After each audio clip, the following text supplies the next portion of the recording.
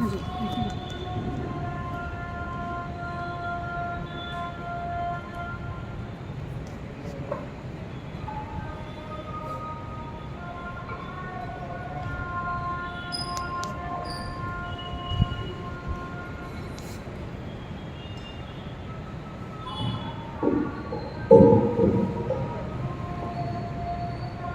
పరిశుద్ధ నామానికి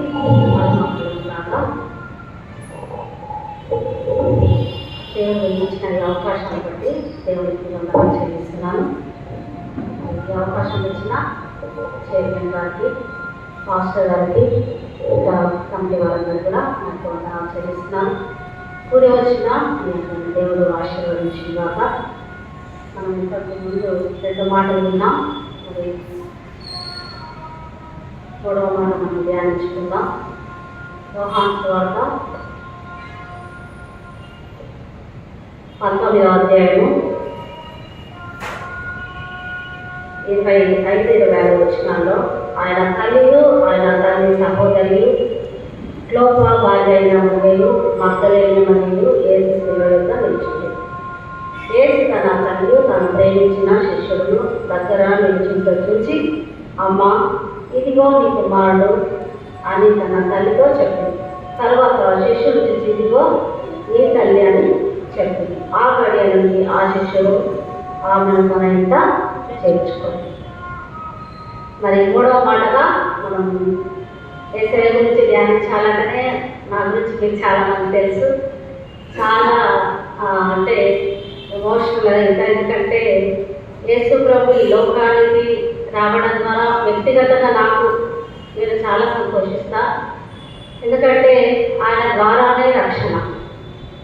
మరి నశించిపోతున్న మనలందరినీ వ్యక్తిగతంగా నన్ను రక్షించుకున్నాడు కాబట్టి ఆయన రక్షణ ఒక రకంగా ఎందుకు ఇట్లా ఈ విధంగా చేశాడని చాలా బాధ అనిపిస్తుంది. కానీ మళ్ళీ ఆయన గురించి లోతుగా ధ్యానించినప్పుడు, ప్రభా, నశించిపోతున్న నన్ను ఇంకా అనేకులను రక్షించడానికి మీరు ఈ లోకానికి వచ్చారని నేను చాలా సంతోషిస్తాను. అందుకే గుడ్ ఫ్రైడే కదా, మంచి శుభ శుక్రవారం. ఎవరైనా చనిపోతే మంచిగా మనం భావించలేదు.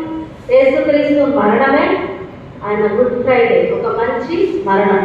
కాబట్టి దాన్ని ధ్యానించడానికి 4 వారాలుగా మరి చాలా చక్కగా అందరూ కూడా ఎంతో శ్రమపడి వాళ్ళు ఎంతో ప్రిపేర్ అవుతున్నారు. దేవుడు వాళ్ళందరూ కూడా ఆశీర్వదించుకున్నాక, మరి యేసయ్య ఈ లోకంలో ఉన్నప్పుడు తన శిష్యులను ప్రేమించాడు. తన తల్లిదండ్రుల కంటే కూడా తన వాక్యాన్ని ఎవరైతే కైకొంటారో వారిని ప్రేమించాడు. అయితే యేసుక్రీస్తు మరణానికి ముందు రోజు నుంచి ఆయన ఎంతో అలసిపోయాడు, ఎంతో బాధ అనుభవించాడు. మరి 39 కొరడా దెబ్బలు, మరి ముళ్ళ మీద దమ్ము, ఎంతో అవమానం.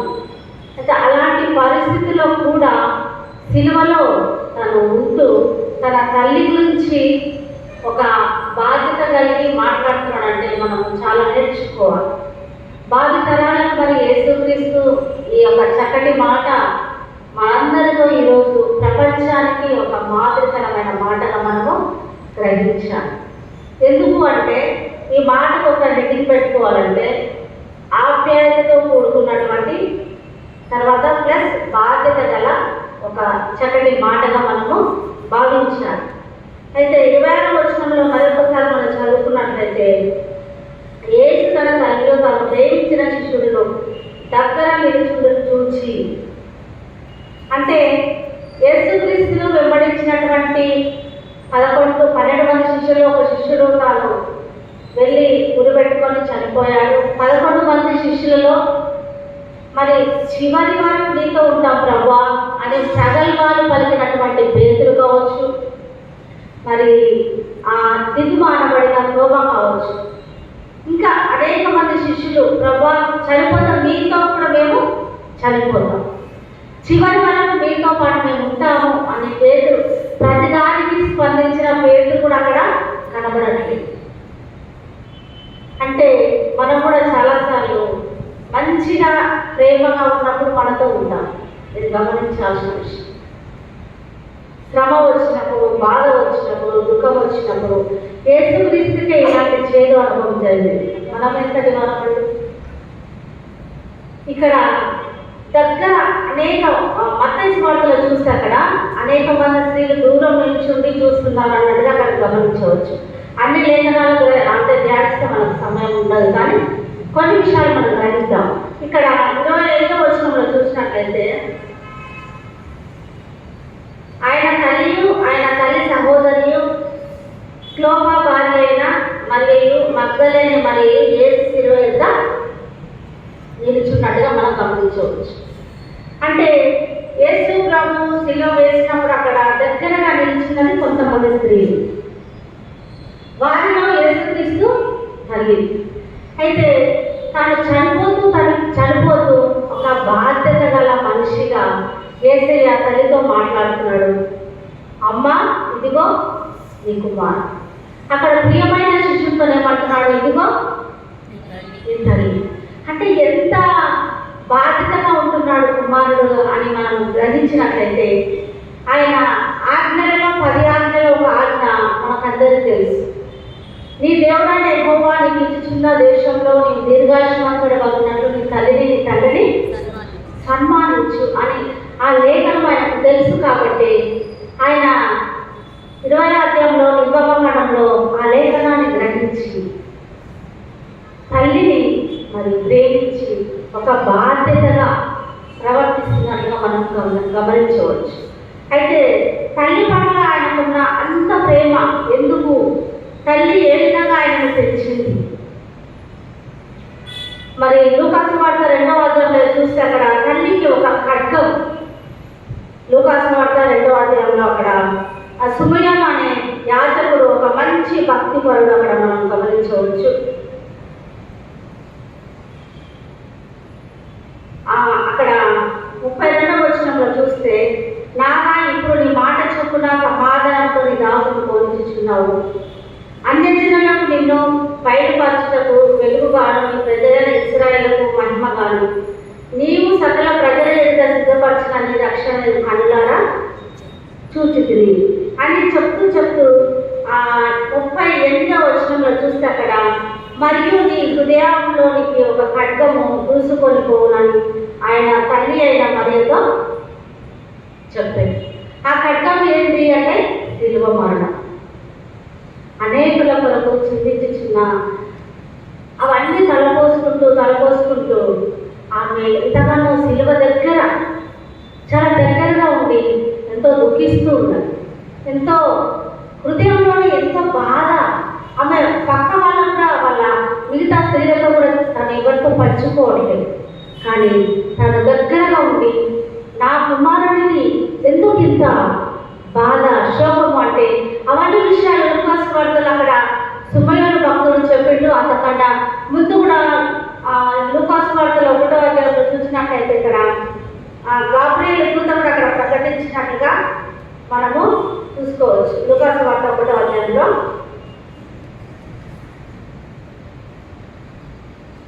ఆయన గొప్పవాడై సర్వోన్నతుని కుమారుడు ప్రభు అయిన దేవుడు, లూకాసు వార్త 1వ అధ్యాయము 32వ వచనం, సర్వోన్నతుని కుమారుడు ప్రభు అయిన దేవుడు ఆయన తండ్రి అయిన దావీదు సింహాసనమును ఆయన ఇచ్చును, ఆయన యాకోబు వంశస్థులను యుగయుగములు ఏలును, ఆయన రాజ్యము అంతము లేనిదని ఆమెతో చెప్పాను.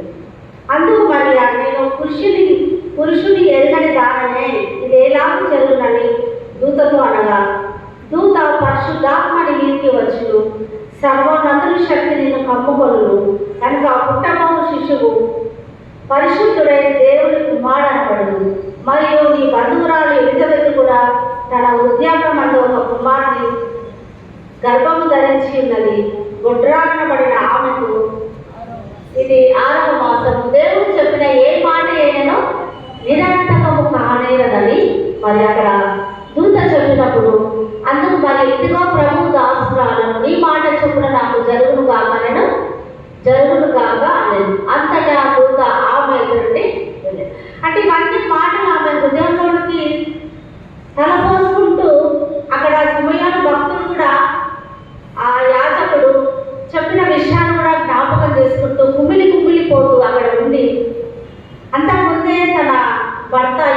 చనిపోయాడు. మరి ఈ బాధ్యత యోహానుకి ఎందుకు అప్పచెప్తున్నాడంటే తన సహోదరులు, మనం మార్కు సువార్తలో చూసినట్లయితే 6వ అధ్యాయంలో, అక్కడ మార్కు సువార్త 6వ అధ్యాయంలో యేసుక్రీస్తుకు చాలా మంది సహోదరులు ఉన్నట్టుగా మనము గమనించవచ్చు.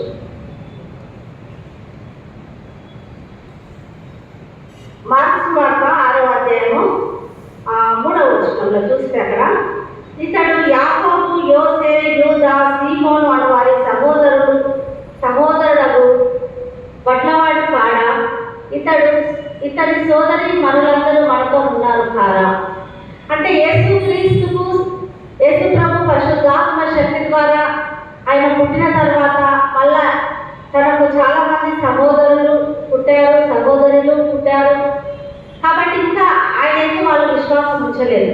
అదే యోహాను సువార్తలో కూడా మనం గమనించినట్లయితే 7వ అధ్యాయంలో అక్కడ చూసినట్లయితే యోహాను సువార్త వారి సహోదరులు కూడా ఆయన విశ్వాసము ఉంచినట్టుగా మనము గమనించవచ్చు. యోహాను సువార్త 7వ అధ్యాయంలో చూసినట్లయితే ఇక్కడ ఆయన సహోదరులైనను ఆయన విశ్వాసం ఉంచలేదు. కాబట్టి ఇలాంటి ఈ బాధ్యత తల్లి అంతవరకు తల్లికి తోడుగా ఉన్నటువంటి యేసుక్రీస్తు నేను నా టైం అయిపోయింది, ఎందుకంటే సర్వ మానవాళి కొరకై చేసినటువంటి ఆ యాగము, ఆ బలియాగము, సిలువలో రక్తము చిందించుట, ఆయన చనిపోవడం ద్వారా మనందరికీ పాప క్షమాపణ కలుగుతుంది. కాబట్టి అలాంటి గొప్ప కార్యం చేస్తున్నాడు. కాబట్టి యేసయ్య మరి ఆ బాధ్యత ఎవరికి అప్పచెప్తున్నాడంటే తన శిష్యుడైన యోహాను. ఆ శిష్యుడైన యోహాను సువార్త తర్వాత 1వ యోహాను, 2వ యోహాను, 3వ యోహాను, ప్రకటన గ్రంథము మరి రాసినట్టుగా మనము గమనించాలి. అంటే తన తల్లి పట్ల ఆయన ఉన్నటువంటి బాధ్యత ఎంతో క్లిష్ట పరిస్థితిలో, అన్నిటికీ అన్ని ఉన్నప్పుడు కాదు, అక్కడ క్లిష్ట పరిస్థితి ఉన్నది. అంతకుముందు ఆయన ఎంతో కొరడాలతో కొట్టారు, అపహాసించారు, దూషించారు, ప్రధాన యాజకుల యొక్కకు తీసుకెళ్లారు, కయప యొక్కకు తీసుకెళ్లారు, హేరోదు యొక్కకు తీసుకెళ్లారు, ఎంతో అవమానపరిచారు. ఎంతో శక్తి అంతా పోయింది ఆయనకు. సొమ్మసిల్లిన వాడైపోయాడు, అలసిపోయాడు, దాహమైంది ఆయనకు, రక్తం కార్చాడు, శరీరం అంతా రక్తసిద్ధమైన ఆ టైంలో మరి తల్లి గురించి ఆయన ఎంతో చక్కటి మాట చెప్తున్నాను. అక్కడ తల్లి కూడా ఎవరితో చెప్పుకోవట్లేదు, వాళ్ళు ఎందుకు ఈ విధంగా చేస్తారు, మనమైతే ఏంటని అల్లరి చేస్తాం. కానీ ఆ టైంలో మౌనంగా ఉంటూ దేవునికి మొరపెడుతుంది. ఆల్రెడీ ఆమెకు తెలుసు ఒక ఖడ్గము ఆమె హృదయంలోకి దూసుకొని వెళ్ళినట్టుగా అక్కడ సమయంలో భక్తులు చెప్తున్నారు. కాబట్టి ప్రియమైనటువంటి దేవుని బిడ్డలారా, మన బాధ్యత ఏ విధంగా ఉన్నది మన తల్లిదండ్రుల పట్ల. అదే కేసులో రాసిన పత్రిక 6వ అధ్యాయంలో చూస్తే నీకు మేలు కలుగున్నట్టు నీ తల్లిని నీ తండ్రిని సన్మానించు అక్కడ చెప్తున్నాను. పిల్లలారా, నీ తల్లిదండ్రులకు విధేయులైనది ధర్మమే. యేసుక్రీస్తు అటువంటి పరిస్థితిలో కూడా యేసయ్య తల్లి గురించి ఆలోచన చేస్తున్నాడు. ఒక ఆప్యాయతతో, ఒక ప్రేమతో పలుకుతున్నటువంటి ఒక మాట. మరి మత్తయి సువార్తలో ఒక మాట ఉంది చూడండి, శిష్యులు ఎంత ప్రగల్భాలు పలికారంటే మత్తయి సువార్త 26వ అధ్యాయంలో మీతో కూడా మేము చనిపోతాము ప్రభు అని అక్కడ చెప్పారు. మత్తయి సువార్త 26వ అధ్యాయంలో 56వ వచనంలో అప్పుడు శిష్యులందరూ ఆయన విడిచి పారిపోయింది. అంటే ఎవరు కూడా అక్కడ లేనట్టుగా మనము గమనించవచ్చు. ఎవరు లేరు అక్కడ. పేరు అయితే ప్రభా నీ కొరకు నేను ప్రారంభిస్తాను అని అక్కడ లేదు. చివరికి ఒకడే ఒక శిష్యుడు ఉన్నాడు, ఆయననే రొమ్ము రానుకున్న శిష్యుడు. కాబట్టి ఆ శిష్యుడికి ఎందుకు అంత ప్రేమ యేసయ్య అంటే, ఫస్ట్ పారిపోయాడు కానీ తిరిగి వచ్చాడు. మళ్ళీ వచ్చి యేసు ప్రభు దగ్గర నిల్చుండి ఆయన చెప్పినటువంటి ఆజ్ఞను, ఆ మాటను, అందుకే యోహాను సువార్తలో 14వ అధ్యాయంలో ఒక మాట ఉంది, ఒకడు నన్ను ప్రేమించిన ఎడల వాడు నా మాట గైకొనును. ఒకడు నన్ను ప్రేమించిన ఎడల వాడు ఆ మాట గైకొడు. ఆ మాట శిష్యుడు గైకొంటున్నాడు.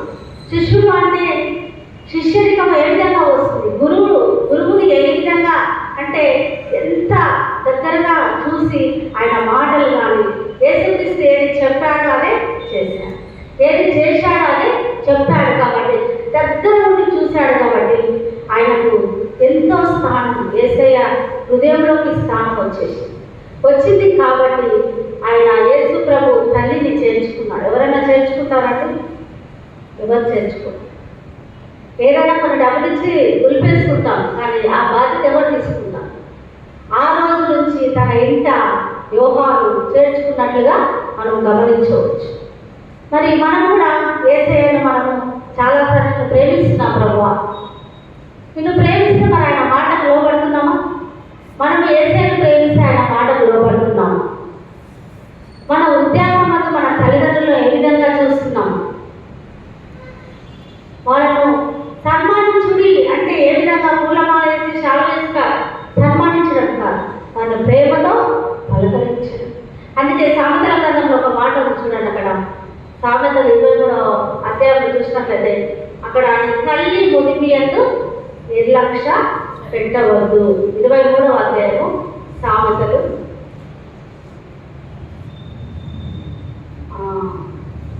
22వ వచనం. నిన్ను కనిన నీ తండ్రి ఉపదేశము అంగీకరించుము. నీ తల్లి ముదిమి ఎందు ఆమెను నిర్లక్ష్యము చేయకు. మనము చేస్తున్నామా? మంచిగా చూసుకుంటున్నామా? దేవుని మాట వింటున్నామా? ఆజ్ఞాతిక్రమమే ఆజ్ఞను అతిక్రమిస్తే అది పాపంలాగా మనకే చుట్టుకుంటుంది. కాబట్టి ప్రేమైనటువంటి దేవుని బిడ్డలారా, ఇక్కడ కూడా ఇంకొక మాట ఉంది చూడండి. 25వ వచనము సామెతలు 23:25. నీ తల్లిదండ్రులను నీవు సంతోష పెట్టవలెను, నిన్ను కన్న తల్లిని ఆనందపరచు. నీ తల్లిదండ్రులను సంతోష పెట్టాలి. అన్నిటికీ అనుకున్నప్పుడు సంతోష పెడతాం అన్నది సహజం. కానీ యేసుక్రీస్తు ఆ విధంగా లేడు. అక్కడ సిలువలో అంటే ఆయన తండ్రి బాధ్యతను నెరవేర్చాడు. లూకాసు వార్తలో చూస్తే అక్కడ 1వ అధ్యాయంలో, అమ్మ నేను నా తండ్రి పనుల వద్ద ఉన్నానని నీకు తెలియదా? ఎందుకు నన్ను వెతుకుచున్నారు అని అక్కడ ఆ మాట పలు. అంటే తండ్రి మాట విన్నాడు. అందుకే ఆ మాట చాలా చక్కగా, నాకు కూడా చాలా సంతోషం అనిపిస్తుంది. చాలాసార్లు మన తల్లిదండ్రులు, మన పిల్లలు మనకు లోబడుతున్నారా? లూకాసు వార్తలో ఆ మాట చాలా చక్కగా ఒకసారి మనం గమనిద్దాం. లూకాసు వార్త 2వ అధ్యాయంలో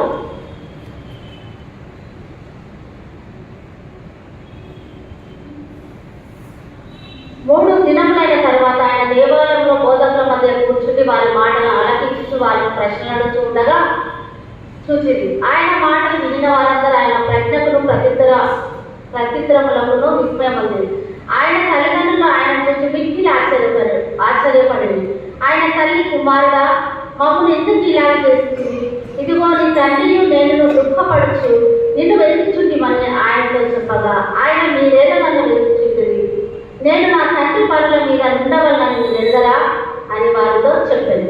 అయితే ఆయన తమతో చెప్పిన మాట వారు గ్రహింపలేదు. 51వ వచనం. అంతటా ఆయన వారితో కూడా బయలుదేరి నజరేతుకు వచ్చి వారికి లోబడి నడుగా అక్కడ మనం గమనించాలి. మన పిల్లలు మనకు లోబడుతున్నారా? ఇదే సామెతల గ్రంథం 22వ అధ్యాయం చూస్తే అక్కడ బాలుడు నడవవలసిన ద్రోవను వాడికి నేర్పము. వాడు పెద్దవాడైనప్పుడు అంటే వృద్ధుడైనప్పటికీ దాని నుంచి తొలగిపోడు. మనము భయభక్తులు నేర్పించకపోతే వాళ్ళు ఏ విధంగా నేర్చుకుంటారు? మేము చాలాసార్లు హౌస్ విషయంలో వెళ్తా ఉంటే కొంతమంది పిల్లలు రూమ్లోనే ఉంటారు, కనీసం విష్ కూడా చేయరు. ఏది మర్యాద? ఎక్కడ? యేసయ్య తల్లిదండ్రులకు లోబడి ఉన్నట్టుగా మనం గమనిస్తున్నాం. మన పిల్లలకు నేర్పించాలి, పెద్దలను గౌరవించాలి, తల్లిదండ్రులను ప్రేమించాలి. మనం ప్రేమిస్తాం, వాళ్ళు కూడా చూస్తారు, లైవ్గా ప్రేమిస్తారు. కాబట్టి ప్రియమైనటువంటి దేవుని బిడ్డలాగా మనం ఏ విధంగా మన క్రైస్తవులను చెప్పుకుంటాం, దేవుని బిడ్డలం, నేను ఆయన మాట వింటా అని ఒక పరిచయంగా మనం ఫీల్ అవుతాం. కానీ ఆయన మాట మనం వింటున్నామా? యోహాను సువార్త 14వ అధ్యాయంలో, ఒకడు నన్ను ప్రేమించిన ఎడల వాడు నా మాట గైకొనును. ఆ మాట ఏది అంటే అన్ని ఆజ్ఞలు. ఫస్ట్ నీ దేవుడైన యెహోవాను నీ పూర్ణ మనస్సుతో నీ పూర్ణాత్మతో ప్రభువుని ఇచ్చాలి, ప్రేమించాలి. రెండవ ఆజ్ఞ నిన్ను వల్ల నీ పొరుగు వారిని ప్రేమించాలి. ఈ ఆజ్ఞలు అన్ని దానికి అనుకూలంగా ఉన్నాయి. కాబట్టి ఆ చివరి ఆజ్ఞ ఏ విధంగా ఉంటుందో మనం అందరికీ తెలుసు. నేను మళ్ళీ చెప్తాను. యేసయ్య ఈ లోకంలో ఉండి చనిపోయి తిరిగి సమాధి చేయబడిన తర్వాత శిష్యులు అనేక స్థలాలకు వెళ్ళి వాళ్ళ ప్రాణత్యాగం చేసినట్టుగా మనం గమనించవచ్చు. మీరు సర్వలోకమునకు వెళ్ళి సర్వ సృష్టికి సువార్తను ప్రకటించుడి. ఈ ఆజ్ఞ మనం నెరవేరుస్తున్నామా? మన తల్లిదండ్రులకు విధేయత చూపిస్తున్నామా? మన పిల్లలకు ఏం నేర్పిస్తున్నాం? మర్యాద, మేనర్స్, ప్రవర్తన ఏ విధంగా ఉంది? మనం గౌరవిస్తే, మనం ప్రేమిస్తే వాళ్ళు ప్రేమిస్తారు. మనం గౌరవిస్తే వాళ్ళు చూస్తారు, గమనిస్తూ ఉంటారు, వాళ్ళు గౌరవిస్తారు. కాబట్టి మనం ఏ విధంగా ఉంటున్నాం అనేది మనల్ని పరీక్షించుకోవాలి. ఈ వాక్యం రెండంచెల ఖడ్గం, అది నాకు మీకు కూడా చెప్పే వాళ్ళకు, వినే వాళ్ళకు. కాబట్టి మనం ఏ విధంగా ఉంటున్నాము అనేది పరీక్షించుకొని దేవుని అడుగుజాడలు నడుచుటకు దేవుడు మనందరికీ సహాయం చేయగాక. ఆమేన్.